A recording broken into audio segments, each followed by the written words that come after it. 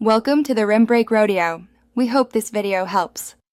You start in Settings because blocked numbers live in phone preferences. Open Settings, then tap Phone.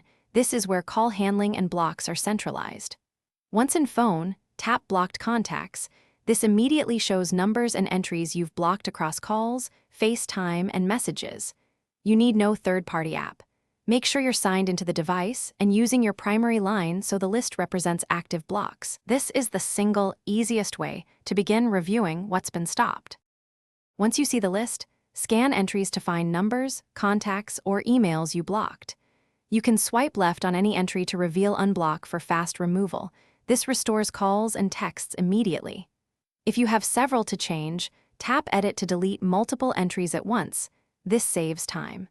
Make sure to check both phone numbers and email addresses tied to iMessage or FaceTime, because blocking covers all three communication channels concurrently on your Apple ID.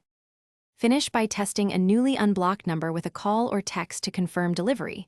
This verifies settings propagated. If changes don't stick, restart your iPhone to refresh system services and iCloud sync.